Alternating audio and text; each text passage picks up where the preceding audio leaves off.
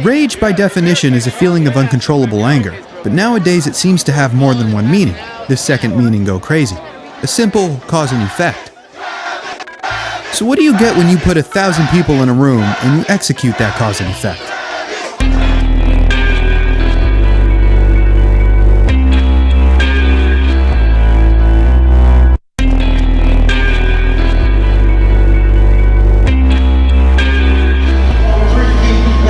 Before we get started, there's 3 rules you need to know. 1. This is the genius of Travis Scott, which means this isn't a normal video. 2. That means there are no bystanders watching this. And 3. You either get on this stage and rage or take your motherfucking ass home, you understand? Run it! Yeah, let's go. Mama see the way you at. You at though? Mama see the way you at. Where you at? Mama see the in the back. In the back. Mama see the let's go.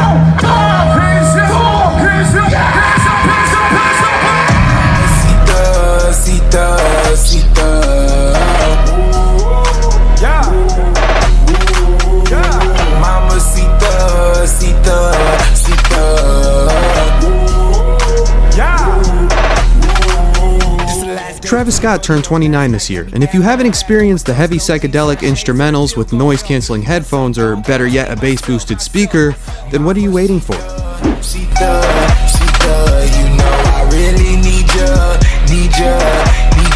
Right now. His style is less focused on lyrics, but more honed in on sound, and his concerts aren't your typical Ed Sheeran sit and sing-alongs. If you're not jumping, moshing, or injured and failing to match the energy Travis brings to the table, then don't consider yourself a fan and definitely do not go to his concerts. Before exploring the man who calls himself Travis Scott, we need to dive into his past when he was Jock Webster. His rise to fame and the past he's lived are important to know before we understand how he works, thinks, and creates his music. He's produced for Kanye West, Rihanna, Madonna, and many more, managing to surpass most of his idols growing up. But how?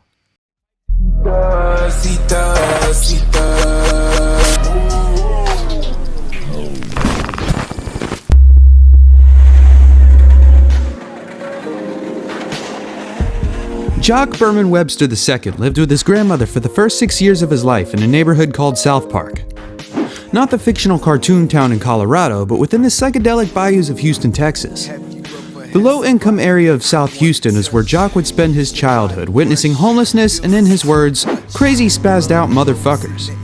During his toddler days in the south side of Houston, the 6-year-old Jock would listen to the city's signature sound, Chopped and Screwed, created by city legend DJ Screw in the 90s. This is the sound that the music industry capitalized on a decade later. By 7, Jock lived with his parents in Missouri City, southwest of Houston. Now living in a suburban neighborhood, Jock would pick up his father's ability to drum and play piano. However, he quit since it quote-unquote wasn't getting no bitches. During these days, he'd visit the Houston Six Flags theme park titled Astroworld, where he'd obtain a lot of fun and memorable experiences. Unfortunately, the park closed its doors in 2005 due to an increase in corporate debt. The closing of Astroworld upset the 14-year-old boy. Regardless though, the young Jock would use this experience later down the road and wanted to do kick-ass shit. During the same year, Jock's father bought him studio equipment to create his own music in his bedroom. Over the years, he'd sample artists such as Pharrell Williams, Kid Cudi, Mark Morrison, and Kanye West, later rapping over the beats he created as well. During Jock's high school years, he got a job as a ball boy and met famous players, one among them, Kobe Bryant. He became fixated on the idea of becoming famous, going as far as skipping class to link up with other producers to make beats together. This went without notice when his father would rip out cables and fight with him in front of friends. I was streaming. Junior, get the fuck off! I got coming down my boxes. The rebellious actions of Jock would make his parents concerned about his future, but that didn't hinder his newly found passion. In 2008, Kid Cudi released Day and Night, the inspiration for Jock's name change that very year. Travis being the name of his coolest relative and Scott being Kid Cudi's first name was the idea that ignited a flame. With the advancing production value of the self-titled La Flame who made waves in the Houston area, was the birthplace of the producer, entertainer, and futuristic sound curator. Buckle up, don't be a bystander, and get ready to rage because this roller coaster is taking a dive into the life that's Travis Scott.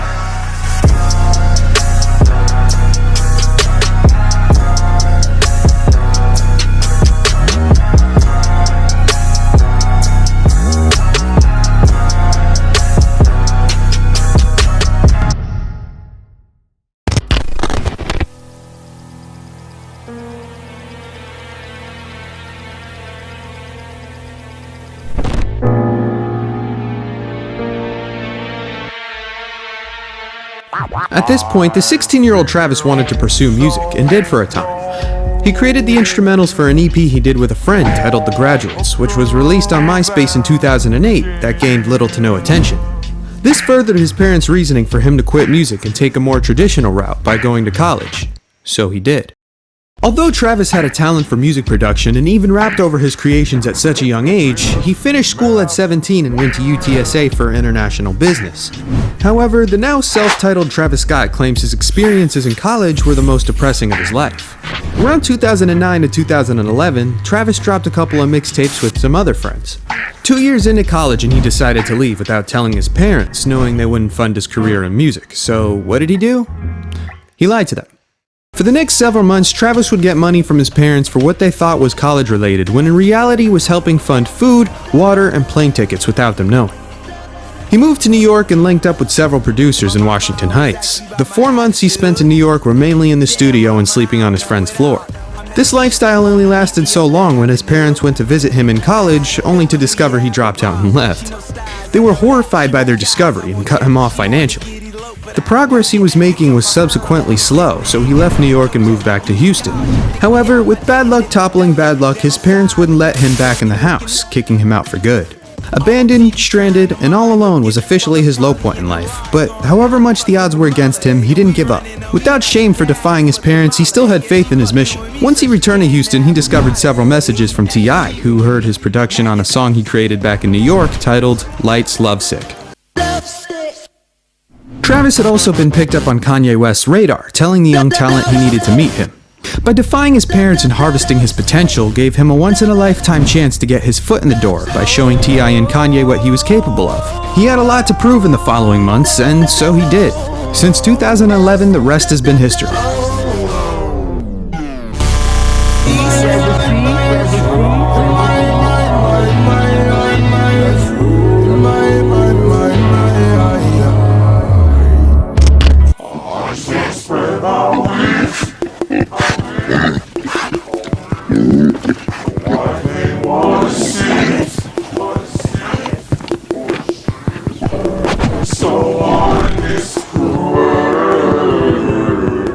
Now that we understand some of his history, we can get into the genius aspect of the auto-tune crazed artist, but he wasn't always using it. Tears dripping on my pillow, thousands in my head. See my dreams jump out my window. If I follow, I'll be dead. And I've been waiting all week. Skip to 2013, and Travis made his way on the XXL freshman list, along with being signed to T.I. and Ye's label. By this point early in his career, he was eager to release a project of his own. A mixtape, free album called Owl Pharaoh. Free album. I don't do mixtapes. I will never give my fans a mixtape. The experiences Travis had in the studio producing for Kanye's Yeezus and a surplus of projects since 2011 catapulted him in a position that would grant him the freedom for continuous creative expression. With Owl Pharaoh's release came a new yet familiar sound, one that combined grimy trap verses with melodic rap choruses, using a lot of the chopped and screwed influence that originated in his hometown. Owl Pharaoh was far from deriving atmospheric appeal and drove his underground fanbase wild. There's just something so fun about randomly yelling, Straight from Mexico, call her Quintana. Let's go, motherfucker! Yeah, she's from my yeah! Swear to God, we go around. Let's go. Straight from Mexico, call her Quintana. Yeah, she's from my door. Swear to God, we go around more. Disrespect the dough. Houston, make some fucking noise. So, that's song number one, and you niggas is already on the level 2.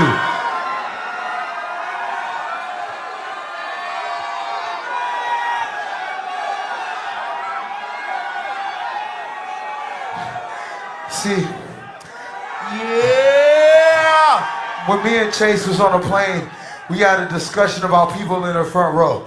Now I know it might be harsh because there's real niggas raging back there in that pit. And you might be getting squished.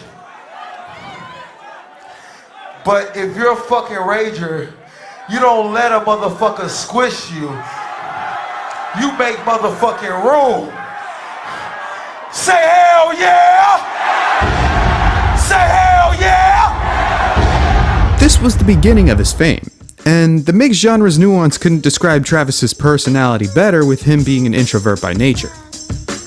Most artists take the creativity to tell stories throughout a project or song. Travis's strong suit is with his performances and aggro beat drops. He creates a vibe rather than lyrics doused in complexity, but does so without taking away from the quality the music has. The subject matter is shallow but strong enough to form a connection with the listener, often being teens. The music is deeper than words and sounds, something most artists nowadays try to do but ultimately fail by either incorrectly using auto-tune, or not knowing how to flow, or simply using generic trap beats. But Travis knew how to create the perfect tracks using more than just hi-hats and kicks. From electric guitars being ran through auto-tune to melodies created from synthesizers, he had an entire new genre at his disposal. Luckily for Travis, this was just the beginning of a whole new generational sound he was never credited for.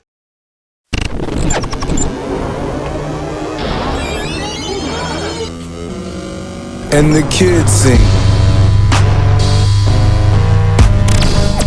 Songs such as Upper Echelon, Uptown, Quintana, and Block of La Flame were songs he'd perform the most often, while songs like MIA, Hell of a Night, and Dance on the Moon were songs for the bedroom. Travis kept a balance between both the rage anthems and the bedroom ones, a perfect balance for an angsty teenager to relate to.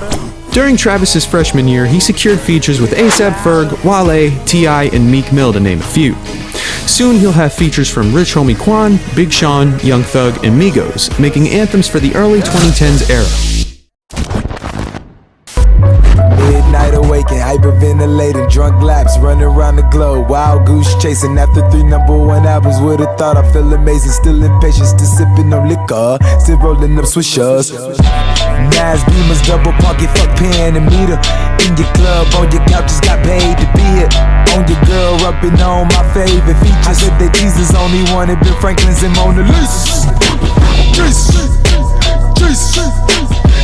Man, I might fuck around, lose my mind. I got a breakout, I'm on a stakeout, on the farm or your lake house. If you're an inspiring artist like a lot of people, you can tell right away he's one of many who are passionate about his craft. In any interview, if there's a question asked that's not about the music, he automatically shies away. In one interview with Sway in the Morning, he goes to say how T.I. and Kanye both recognized how much he originally sounded like Kanye. And for many beginner artists, this is true. In the beginning, Gunna sounded like Thug, J.I.D. like Kendrick, Logic like Eminem, and Drake like Wayne. But this is okay in the beginning. Eventually you'll branch off and create your own sound, which is exactly what's shown in Days Before Rodeo. With 2014's Days Before Rodeo released was a jump from Al Farrow's production. Travis stepped up his skills and continued to work with producers like Mike Dean, Wonder Girl, Kanye West, and Metro Boomin. I'd say this is the project that made him find his sound, and the youth loved it.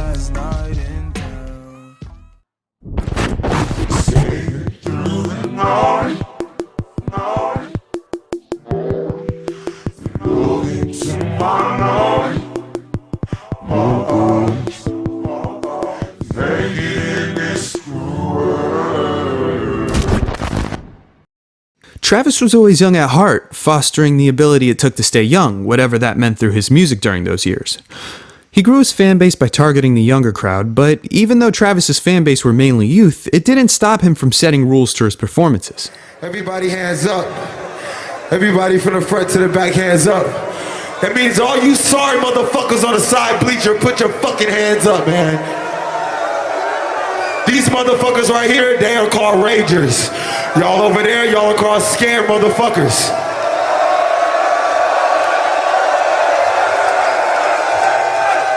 You see how these motherfuckers get out right here? They get out crazy. Fuck it, let's just do this song real quick. For the ragers right now. Hands up! Hands up! Hands up! Hands up! Hey! Let's go! Let's go! Yeah! All right, let's go! Yeah! Whoa! Yeah! I'm a motherfucking monster! Bounce! Bounce! So you see that? That's how they fucking get down, man. That's called fucking raging. So everybody right here put a middle finger up. Turn and look at these scared motherfuckers and let me get a loud fuck you on the count of 3. 1, 2, 3, fuck you! What does it mean to be a rager, and where did it originate? The man who inspired Travis the most called his alter ego Mr. Rager. So, how is it appointed to this mass following of kids? With more music to perform meant bigger performances. The energy created with the fans were unlike any other performance in the rap game. With Travis being a father to this newly formed cult, he gave them their own special title, one that is a proud one to live up to, the Ragers. These are the hardcore fans, or maybe just the partygoers. Either way, they look forward to Travis bringing them what he promises, an outlet to let out their feelings inside them, to lose control and just rage. And if you're not raging and standing off to the side, you may have a chance of Travis calling you out. This is his way of controlling his following, by manipulating their feelings in the moment of intense climax that he himself created. This directly correlates with his ideological beliefs by simply directing the youth to disperse of any stresses, or better explained in his words, You either get on this stage and rage or take your motherfucking ass home, you understand? But the reason he does it is deeper than this, and Travis knows it. An author by the name of Simon Sinek once said, We're growing up in a Facebook, Instagram world. In other words, we're good at putting filters on things. We're good at showing people that life is amazing even though I'm depressed. So you have an entire generation growing up with lower self-esteem than previous generations, right? Through no fault of their own. They were dealt a bad hand. Now let's add in technology. These dopamine-producing devices and media, basically it's becoming hardwired, and what we're seeing is as they grow older, too many kids don't know how to form deep, meaningful relationships. Their words, not mine. and this is the exact reason why I hate phones. Put your phone up, son. Nah, no picture, bro. You put your cell phone in your pocket. That's behind the gate, that's on your phones. Y'all niggas can take your ass home. This is what we doing, we raging tonight. It's Astroworld tonight. Texting on your phone like this shit wax something. No. None of y'all niggas got no bitches. Alright, get him out of here. Get your motherfucking ass out of here. Travis throws down and gets lit, not only because it's fun, but to save this generation from themselves. To help them experience what life can be by creating memories they can't feel with their phones. By defying the odds and acting disorderly. His whole life before fame was against both of his parents' expectations. He skipped school, dropped out of college, lied for money, but did it all for a purpose. For something that would pay his parents back tenfold. To save himself from a world of order that would strip away his creativity and ultimately rule his life. He risked his future for this, and now he wants to give the experience to us. That's why these moments mean so much to him. It's an escape from the mundane, and if you're not on the same level as he is, then you may as well not be there at all. God does not like bystanders. There's no bystanders don't like people that just stand. I wish I still had that chain. I hate at my shows when people just like sit around and fucking like not do shit, man. You need to be sweating, raging. You just gotta live life. But he might take living life out of context sometimes. I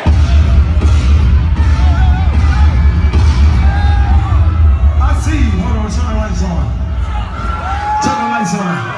I see you, bro. You gonna do it. Give me 18 real quick. I see you, but are you gonna do it? I ain't gonna lie.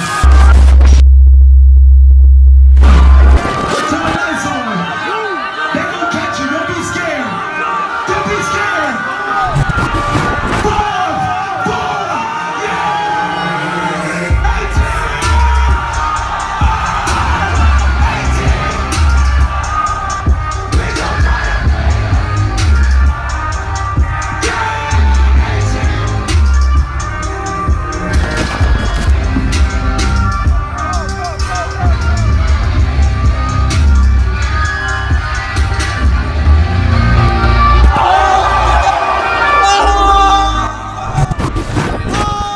If Travis Scott told you to jump from a balcony, would you? In the comments below, let me know your thoughts and opinions. Although it can be played as innocent fun and a once-in-a-lifetime experience, it's extremely dangerous. A perfect yet scary world-building scenario for the hypebeast persona who's Travis Scott. Although neither of these kids got hurt, one did when pushed from the third balcony, and not the second. Even Travis knew this was crazy, and the kid more than proved the title he acclaimed. But although the kid wasn't the only one jumping from the balconies that night, he happened to be the only one not moving. later deemed paralyzed from the waist down, breaking multiple bones in the process. So, to be a rager means risking life for an escape from it? Give him this ring. I gotta put this ring on him. Pick him up, man. Well, put this ring on his finger, bro. Put this ring on his finger. Hey! Michael, put the fucking ring on his finger. I don't think it was ever meant to go this far. Travis wasn't arrested for this, but did get a hefty lawsuit against him. In another venue, the one Travis did manage to get arrested for was due to supposedly inciting a riot when telling his fans to rush the stage. At a later venue, he says, This is not considered a riot. This is considered a good-ass show. these continuing actions and manipulations of the crowd mean he still holds value to his current ideology. That being his way is the only way. To be a rager means to be given an experience that could result in injury, and if you're careless enough, your life. Chase B, we're gonna try this one more time. I'm looking this way now, goddammit. I'm not playing with no motherfucking games with y'all motherfuckers tonight. Chase B, let's ride, man. Yeah. Yeah. Camera got it. Yeah.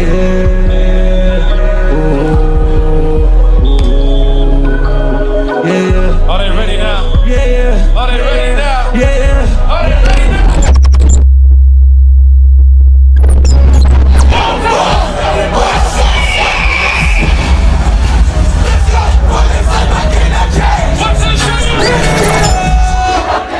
As Travis's fan base grew, so did his skill in production and his temper in the studio. Take that out. Man, fuck. As if the pressures of being mentored by the biggest artists in the game burdened his responsibility to make an impact. Regardless, he continued to work with producers like Mike Dean and Wonder Girl, helping him circulate new ideas, adapting more into the trippy psychedelic vibe we used to call the future of music.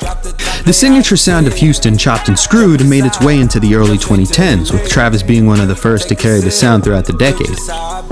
Not only was the sound growing, but adapted by artists such as Justin Bieber, Big Sean, J. Cole, Kendrick Lamar, and Drake to name some. Nowadays, Chopped and Screwed is spanning throughout most of your TikTok video reels.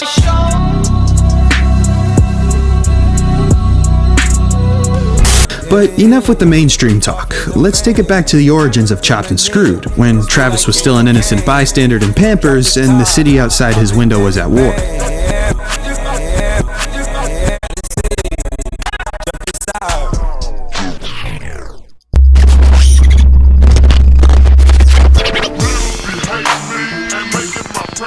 Robert Earl Davis Jr., also known as DJ Screw, was an inspiring artist just like Travis. Robert's father gave him a turntable to stay off the streets as a kid, ultimately growing his skills with the current Gen 1200. During these times, he discovered how to slow the tempo and lower the pitch of popular hip-hop tracks, implementing other songs in the process. This created melodic instrumentals that Robert would rap over himself. His friend gave him the name DJ Screw since he'd scratch out tracks he didn't like using a screw. During the early 90s, he'd DJ in clubs and sell his tapes, gaining more and more recognition. As people began to line the block for his next tapes, they would give him lists of songs he'd put in his shoebox to add to future projects. The newly titled Chopped and Screwed wave was washing throughout South Houston. Customers would line up the outside of Screw's house so often that police thought he was selling drugs. Eventually, he created his own group called Screwed Up Click, or SUCK for short.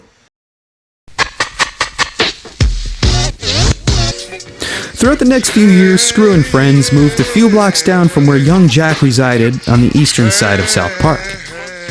Throughout the years, people of Suck circulated rappers and family alike, such as Clado, Big Mo, Big Poke, Lil Kiki, Fat Pat, and George Floyd, to name a few. Given the slow melodic mixes, that is Chopped and Screwed, was the perfect music to sip lean to, which DJ Screw heavily popularized during the time. With the north side of Houston picking up on the sound, they started creating their own mixes. However, the sound was native to the south side of Houston, meaning they didn't like the fact that the north picked up on Suck's abilities. And damn did they have abilities. Throughout the late 90s, gang wars erupted and blood was shed on both sides, concluding in the city coming together. Although a sense of peace was achieved, the unfortunate death of DJ Screw came when he supposedly OD'd on lean, the codeine-infused drink he'd consume while listening to his groundbreaking achievement. His legacy wasn't forgotten, given he birthed an entire category of hip-hop for upcoming generations and artists, one among them the South Houston native Travis Scott. And for the first 6 years of Travis's life, he had to live through that violence.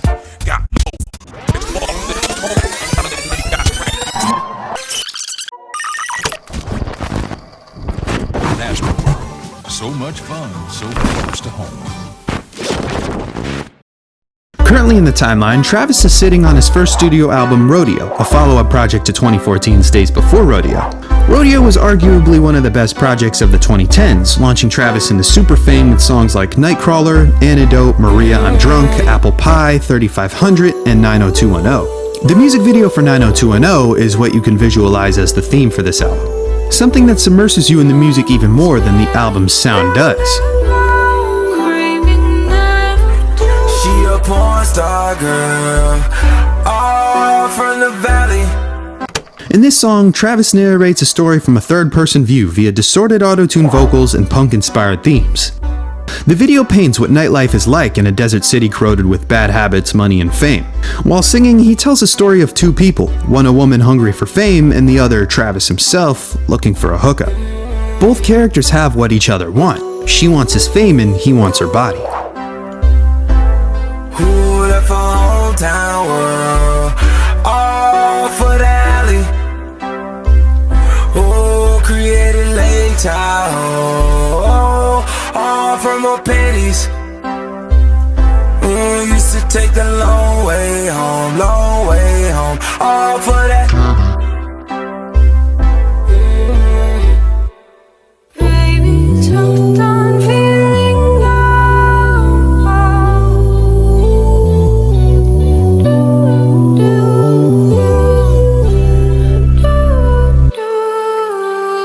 To complement Travis's distorted vocals, Casey Hill comes in and carries the third-person narrative with angelic vocal singing. During this part of the song, the first arc of the story is complete when the characters finally hook up. John Turner flame, now you rolling on the Ivy. 50 on a chain, other 50 on a caddy. Ooh, he might pop him a pill, pop him a seal, pop anyone, pop anything to find a alley. Yeah, to find a alley. baby, so done feeling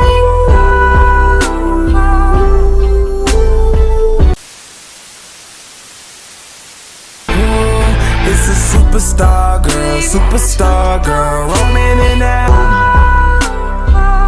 Ooh, in the 90210. However, the plot twist is when a giant version of Travis attacks the city, indicating his inability to cope with this lifestyle. The blurred-out face of his partner is just another woman wanting his fame, and now Travis is in question with himself, demanding answers.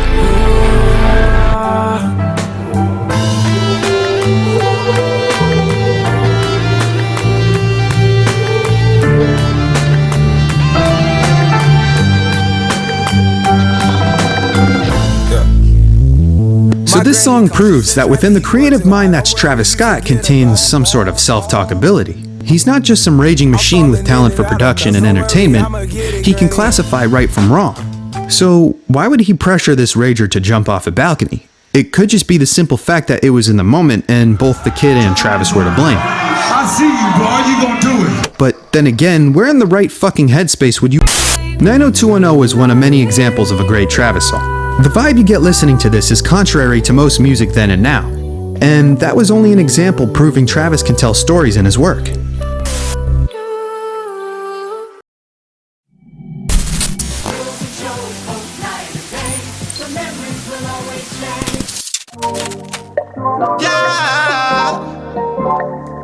One of the things I feel is quintessential to a good Travis song are his low progressional beat switches, given their unpredictable, leaving awe to the listener's ears.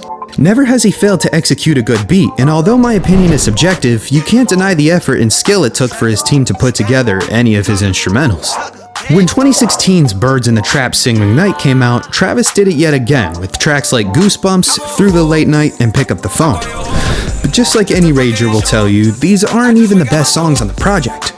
Tracks like Coordinate, First Take, Sweet Sweet, and Guidance take you to a whole different dimension with yet more of the best trippy instrumentals and autotune. But as much as I'd like to talk about Birds in 2017's Honcho Jack Honcho, I'd rather spend my time with what is considered to be rodeo's biggest opposing opponent.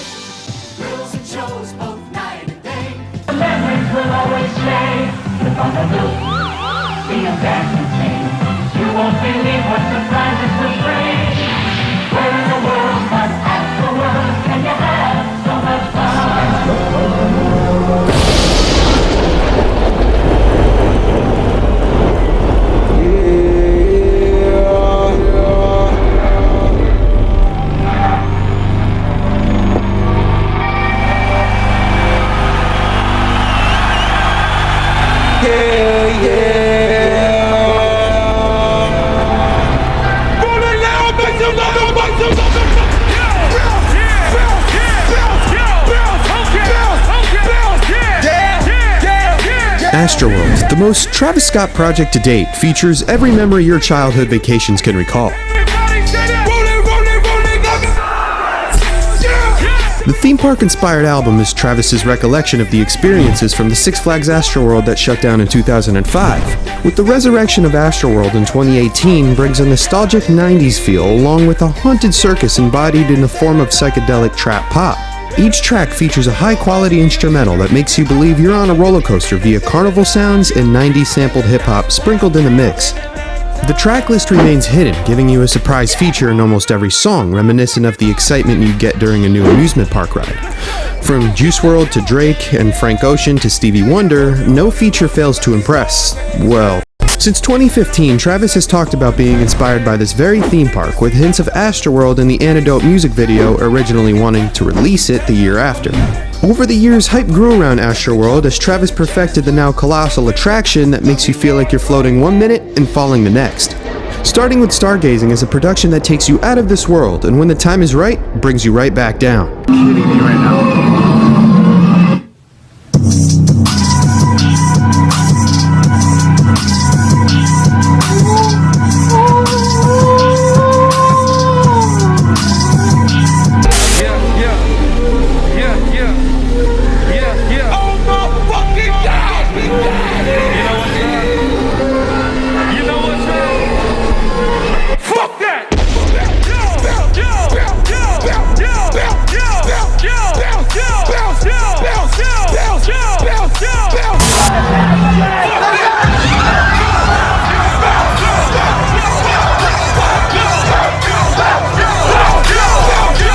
Transitioning from track to track is that of the different stages during a roller coaster ride, with Stargazing being the rising action, climax, and falling action, until you hit a loop with the second track, Carousel, featuring Frank Ocean.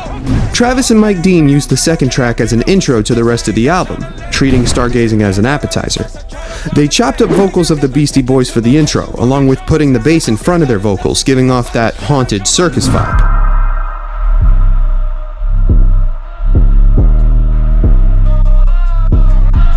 The third and most popular track, Sicko Mode, is 3 beats in one. This song is an entire animal on its own, and with the first beat oddly giving off a nostalgic feel, you've never heard it. Oh, wait, that's right, that's that one meme. No. That's because Mike Dean said we're gonna sample a 1991 Casio Rapman, a child's toy, and put Drake on it, as if we needed another platinum artist on our album to begin with. In the music video for Sicko Mode, Travis stands outside of DJ Screw's infamous shop, coming full circle for everything the DJ has done for him inspiration-wise. He named the fourth song after him, titled R.I.P. Screw. R.I.P. Screw acts as the resolution of this roller coaster, the come down and get out after an intense ride. Travis pays homage to Screw and thanks him for being the inspiration Houston needed. Rest in peace to Screw, tonight we take it slow. The fifth track, Stop Trying to Be God, features Stevie Wonder and the iconic Kid Cudi Hump, with Travis subliminally dissing his mentor Kanye West. Just know what this about. Throughout the years of Travis Scott, Kanye's mental state has been on a decline, and it's been like this since Yeezus, the 2013 project that Travis helped him on. And on that album features a song titled I Am a God. Given Kanye brought up both Travis and Cudi, and now they're both on a song called Only Makes Sense. Although this might not be directed towards him, at some point in the studio, Travis thought about this and still went along with it. The sixth track, No Bystanders, is a play on Travis's number one rule, featuring Juice WRLD and Sheck Wes. This club banger is quite literally one.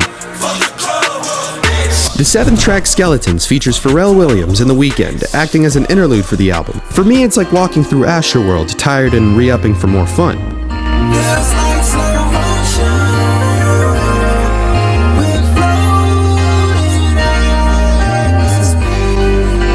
Which ironically brings us to the eighth track, Wake Up, featuring The Weeknd. Cause girl, you earned it.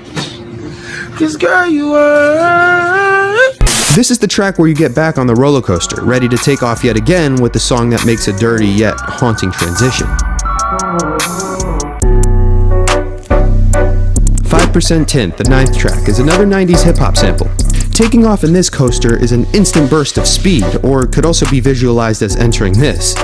The 10th track, NC-17, features 21 Savage, a Nightcrawler-esque vibe and what a nighttime experience at Astroworld would feel like.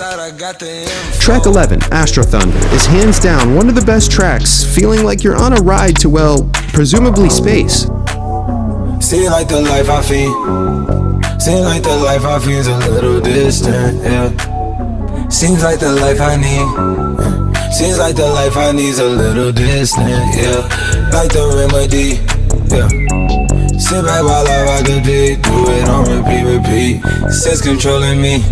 Yeah. The 12th track, called Yosemite, featuring Gunna and Nav, brings you back, as if the ride you were on launched you out and now you're suddenly resurfacing in the Earth's atmosphere. In the music video, Travis Scott is portrayed as a kid. Now in an unknown region of the world, he revisits how it felt for him to visit Astroworld for the very first time. Track 13, Can't Say, is an introduction to one of Houston's underground talents, Don Toliver. Can't save, I'm not enough. Smoking hella weed, I'm on that alcohol. The shawty lick me clean the way she sucked me off. Keep two hoes in my bed, I got them turned now. The angelic voice of Don's entrance one-ups Travis in his own song. Yet again, another song feels like a roller coaster ride. Track 14, Who?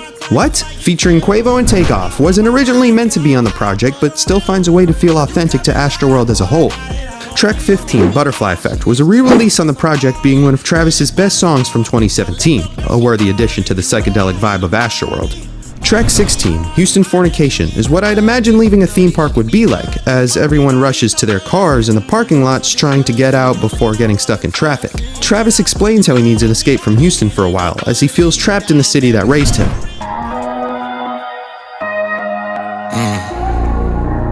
I might need me some ventilation, a little vacation, Houston fornication.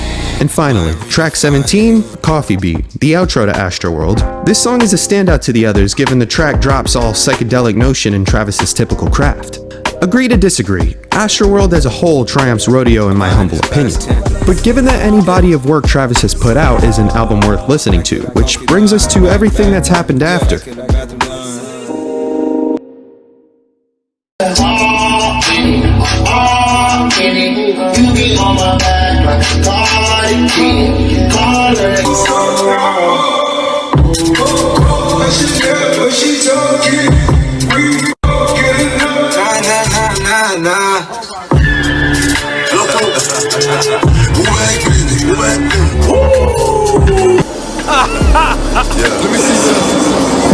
Yes, sir.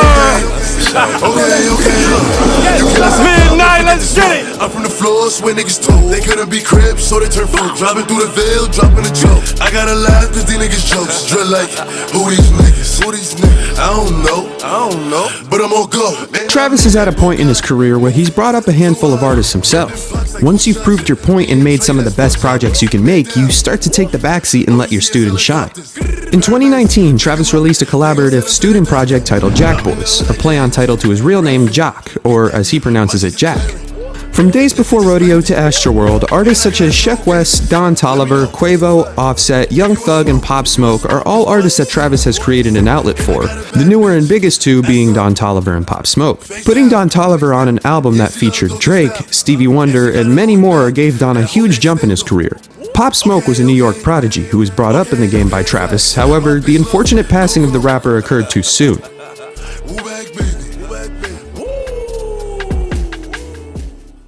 What the fuck is we doing?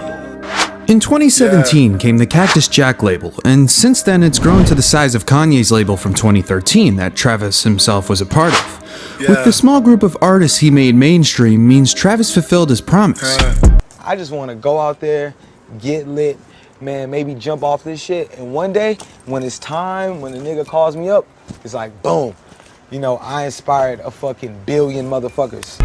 Well, maybe he hasn't jumped off yet, but regardless, he's done everything he's put his mind to, something most mainstream artists have yet to accomplish.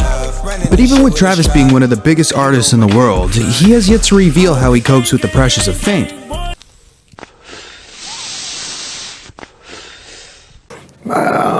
It's not about just being famous, it's just about not doing what I want to do when I want to do it. Mad people surrounding the car and I can't get out, and it takes me like 20 minutes to get out the fucking car and shit. Like, I don't want to wait to get out the fucking, take 20 minutes to get the fuck out the car. Like, I just want to get out the car. You know what I'm saying? The Cactus Jack collab album is the first of many, but hopefully we get Travis's fourth studio album that he announced last June. In an Instagram post, he said, "We go to Utopia after Astroworld, and to expect its release sometime in 2021. It's been 3 long years since Astroworld, and since then he's been a father to the daughter of Kylie Jenner. Given that and the unseen events of the 2020 virus occurring, Travis seems to postpone any official announcement so far. And I think it's due to the simple fact that concerts are still banned. How are you gonna rage without the ragers? And how will you market your new releases until then?" Both questions he found answers to. However the case, this pandemic didn't make him become a bystander. With doors shut meant more open somewhere else. And these doors led to some of the most lit collaborations he's had to date. And I'm not talking artists. We'll be the passenger. We'll ride through the city tonight. We'll see the bright and hollow sky. Singing loud.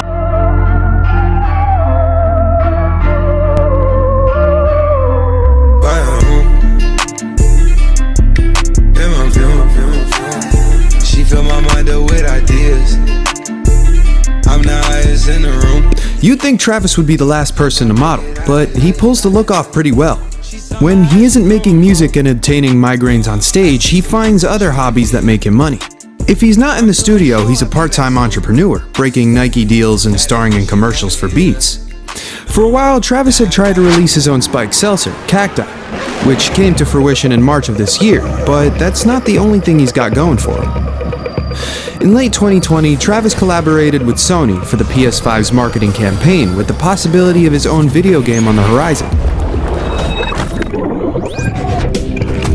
In 2019, Travis debuted his collection with Reese's Puffs, a box with his face on it that sold for $50. One way to rep Retail America is boasting about how a cereal box sold out in under an hour. A stale box of Travis Scott Reese's Puffs now sell for up to $200 on eBay, including the bowl if you prefer. With his mind partially fixated on business and the inability to rage with 50,000 people meant he had to switch up his grind a bit. A smart but fun way to expand your audience is by collaborating with different media and pop culture. After the success of 2018's Astroworld, Travis played with the notorious and annoying Twitch streamer Ninja. They ran a couple games on Fortnite, which boosted his audience, catering to the younger generation like he used to. A few lucky chosen ones will get a special delivery of the new PlayStation 5 from an unexpected visitor. Can you get the door?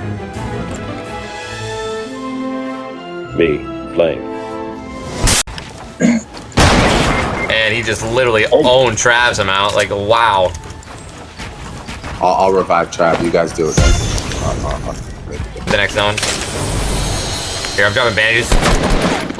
Ooh. Trav, you okay? I just got a new burner, you know? You had to test it out. There's not. Yeah, Gigi, you got Band-Aids? Band-Aids? So, nigga. I'm sorry.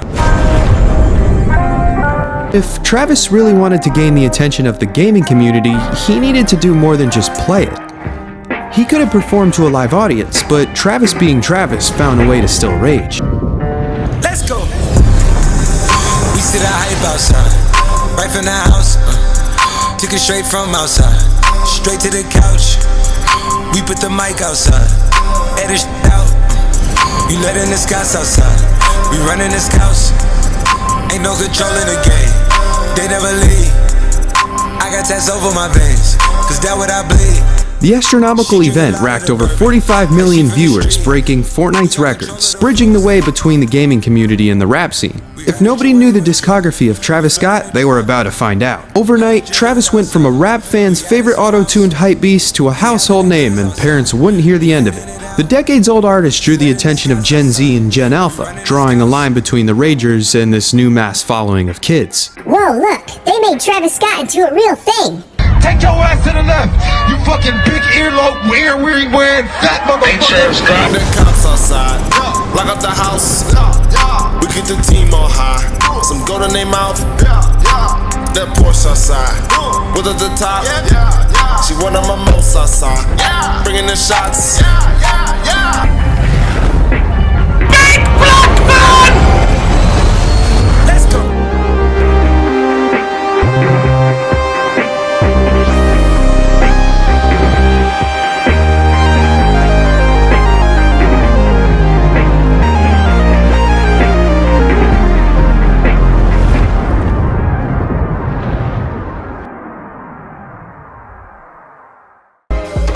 What's up, world?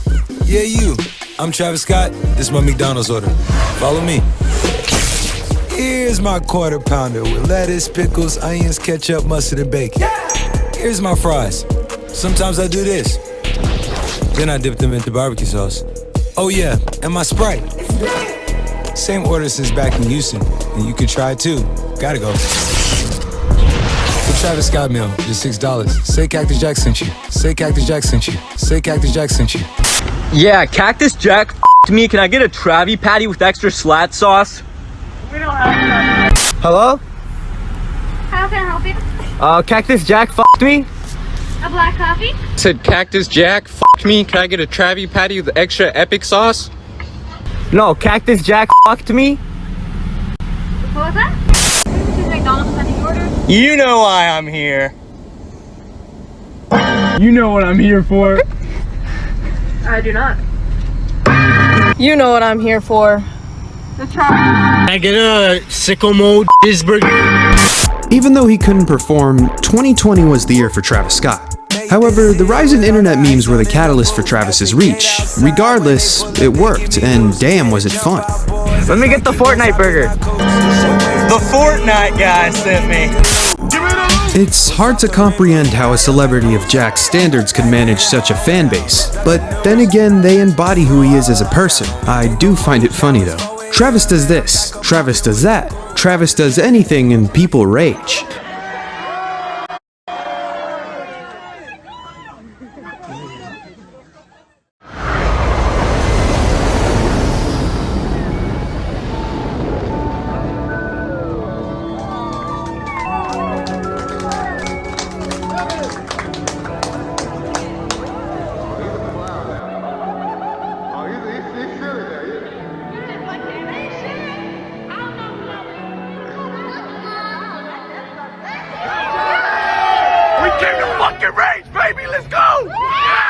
By this point, Travis owns his own label, granting new artists opportunities for a chance in the industry.